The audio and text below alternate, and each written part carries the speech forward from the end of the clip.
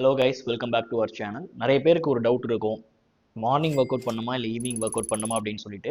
இந்த வீடியோவை ஸ்கிப் பண்ணாமல் பாருங்கள். ரொம்ப சிம்பிளாக சயின்ஸை மிக்ஸ் பண்ணி கேஷுவலாக இந்த வீடியோவில் டிஸ்கஸ் பண்ண போகிறோம்.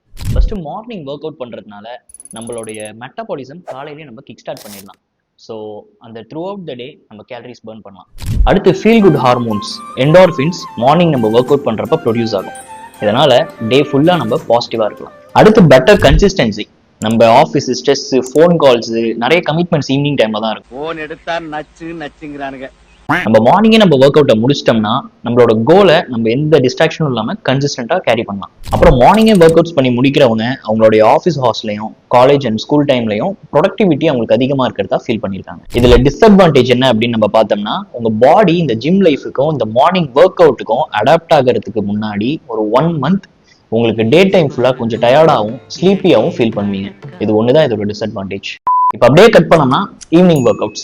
ஈவினிங் ஒர்க் அவுட் பண்ணுறதுனால நம்மளோட டெஸ்டோஸ்டெரோன் அந்த டைமில் தான் பீக்காக இருக்கும். அப்புறம் நம்மளோட டெம்பரேச்சரும் கொஞ்சம் பில்ட் ஆகியிருக்கும். அது மட்டும் இல்லாமல் நம்ம மதியம் காலையிலலாம் சாப்பிட்டதால மசில்ஸ்லாம் நல்லா ஃபெட் ஸ்டேட்டில் இருக்கும். ஸோ உங்களால் ஈஸியாக வெயிட்டை புஷ் பண்ண முடியும். ஹெவி வெயிட்ஸை நீங்கள் நல்லா லிஃப்ட் பண்ணலாம். உங்களோட பிஆர்சியும் நீங்கள் பிரேக் பண்ணலாம். ஸ்டடீஸ் என்ன சொல்லுதுன்னா, ஈவினிங் ஒரு 3 to 7 PM இந்த டைமில் நம்மளுடைய ஸ்ட்ரென்த் அண்ட் ஃபிளெக்சிபிலிட்டி யூஸ்வலா இருக்கிறத விட கொஞ்சம் என்ஹான்ஸ் ஆகுது. அதனால நம்ம இந்த டைம் ஹெவியான ஒர்க் அவுட்ஸ் எல்லாம் சூஸ் பண்ணி பண்ணுவோம். இதோட ஒரு அட்வான்டேஜ் என்ன அப்படின்னா, ஃபுல் டே கேரி பண்ண ஸ்ட்ரெஸ்ஸை ஈவினிங் மொத்தமா அந்த ஜிம்ல விட்டுட்டு ஹாப்பியா வீட்டுக்கு வரலாம். இதுலயும் ஒரு சின்ன டிஸ்அட்வான்டேஜ் இருக்கு. என்னன்னு பார்த்தோம்னா, நம்ம குறிப்பிட்ட டைமுக்கு மேல ஈவினிங் ஒர்க் அவுட் பண்ணும் பொழுது நம்மளோட ஸ்லீப் எஃபெக்ட் ஆகவும் நிறைய சான்சஸ் இருக்கு. ஸோ என்னதான் ஈவினிங் ஒர்க் அவுட் பண்ணாலும் அதையும் சீக்கிரம் முடிக்கிறது தான் பெஸ்ட். சரி, இப்போ டவுட் வந்திருக்கும், நான் என்ன பண்ணணும் அப்படின்ட்டு. டைம் இல்லைனா மார்னிங் ஒர்க் அவுட், ஸ்ட்ரென்த்தை பில்ட் பண்ணணும்னா ஈவினிங் ஒர்க் அவுட். பர்சனலாக என்ன கேட்டிங்கன்னா, நான் லாக்டவுன் டைமில் தான் ஒர்க் அவுட் பண்ண ஸ்டார்ட் பண்ணேன். அப்போ கார்டியோவை மார்னிங் முடிச்சுட்டு வெயிட் ட்ரைனிங்கை நான் ஈவினிங் வச்சுப்பேன். நீங்கள் மார்னிங் ஒர்க் அவுட் பண்ண போறீங்கன்னா லைட் மீல், ரொம்ப ஹெவியாக இல்லாமல் ரொம்ப லைட்டாக ஏதாவது எடுத்துட்டு ஒரு பிளாக் காஃபி குடிச்சிட்டு போகலாம், எனர்ஜெட்டிக்காக இருக்கும்.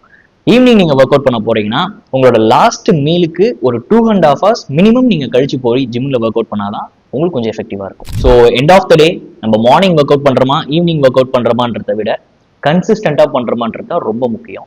எப்படி நம்ம ஒர்க் அவுட் பண்ணாலும் will get the results. But இதனோட அட்வான்டேஜ் என்ன, டிஸ்அட்வான்டேஜ் என்ன அப்படின்னு சொல்லிட்டு நான் சொல்லியிருக்கேன். ஸோ கன்சிஸ்டண்டா பண்ணுங்க.